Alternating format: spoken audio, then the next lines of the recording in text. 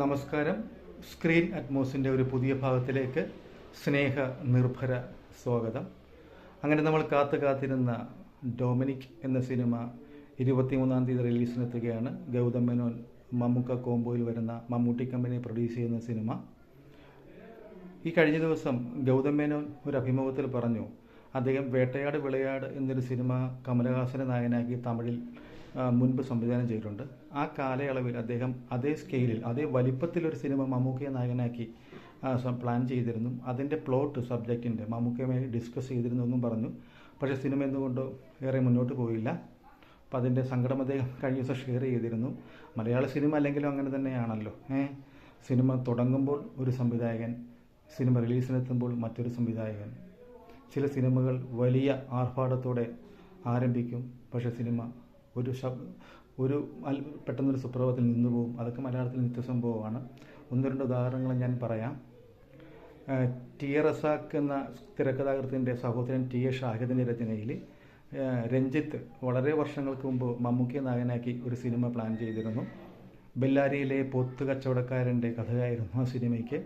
പക്ഷെ എന്തുകൊണ്ടോ സിനിമയുടെ ഷൂട്ടിന് തൊട്ട് മുമ്പായിട്ട് രഞ്ജിത്ത് അതിൻ്റെ സംവിധാന ചുമതലയിൽ നിന്ന് മാറുകയും താരതമ്യേന പുതുമുഖമായ അൻവർ റഷീദ് ആ സംവിധാന ചുമതല ഏറ്റെടുക്കുകയും ആ സിനിമ ഒരു ഇൻഡസ്ട്രി ഹിറ്റായി മാറുകയും ചെയ്തു. ആ സിനിമയുടെ പേര് രാജമാണിക്യം എന്നായിരുന്നു. ഒറ്റ സിനിമയിലൂടെ അൻവർ റഷീദ് മലയാളത്തിലെ മുൻനിര സംവിധായകരുടെ റേഞ്ചിലേക്ക് അദ്ദേഹം എത്തുകയും ചെയ്തു. രഞ്ജിത്ത് പിന്നീട് രാജമാണിക്യം കൈവിട്ടു പോയതിൻ്റെ സങ്കടം കൊണ്ടാണെന്നറിയില്ല, അദ്ദേഹം അതിൻ്റെ സ്വന്തം തിരക്കഥയിൽ പ്രജാപതി എന്ന പേരിൽ ഒരു സിനിമ പ്ലാൻ ചെയ്യുകയും ആ സിനിമ റിലീസിനെത്തുകയും ചെയ്തു. ദേവറമ്പടം നാരായണൻ എന്ന പേരിലായിരുന്നു മമ്മൂക്കയിലെ റോള് കൈകാര്യം ചെയ്തത്. പക്ഷേ സിനിമ റോള് മമ്മൂക്ക ഭംഗിയാക്കിയെങ്കിലും തിരക്കഥയുടെ ബലമില്ലായ്മ മൂലം സിനിമ വളരെ ദുർബലമായി പോയിരുന്നു.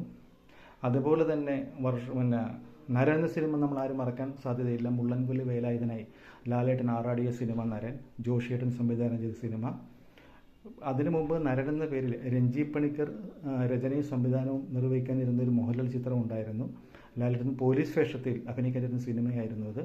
ആ സിനിമയുടെ ലൊക്കേഷനിൽ ലാലേട്ടൻ പോലീസ് വേഷത്തിൽ നിൽക്കുന്ന ചിത്രങ്ങളൊക്കെ നാനയിലും വെള്ളി നക്ഷത്രത്തിലൊക്കെ ആ കാലത്തെ ട്രെൻഡായിരുന്നു. പക്ഷേ ആ സിനിമയും പൂർത്തിയാകില്ല, സിനിമ റിലീസായില്ല. കാരണം എന്താണെന്ന് ആർക്കും അറിയില്ല. അതിനുശേഷം പല ഇൻ്റർവ്യൂസിലും രഞ്ജി പണിക്കരോട് ആ ചോദ്യം ചോദിച്ചിരുന്നു, എന്തുകൊണ്ടാണ് സിനിമ നടന്നില്ല എന്നുള്ളത്. അതിന് വ്യക്തമായ തരത്തിൽ അദ്ദേഹം ഇതുവരെ തന്നിട്ടില്ല. എന്തുകൊണ്ടെന്ന് നമുക്കറിയില്ല. അപ്പോൾ അതാണ് ഞാൻ പറഞ്ഞത്, മലയാളത്തിൽ ഇതൊക്കെ നിത്യസംഭവമാണ്, സാധാരണ സംഭവങ്ങൾ മാത്രമാണ്. നമുക്കിനി സബ്ജക്റ്റിലേക്ക് തിരുമ്പി വരാം.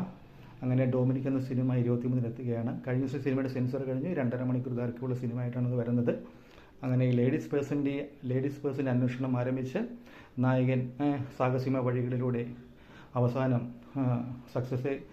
അന്വേഷണം വിജയിക്കുമ്പോൾ ഈ സിനിമയും ഡൊമിനിക് ഒരു ഡാസ്ലിംഗ് സ്പെക്ടക്കുലർ ഹിറ്റായി മാറട്ടെ എന്ന് ആഗ്രഹിക്കുന്നു, പ്രാർത്ഥിക്കുന്നു. Thank you.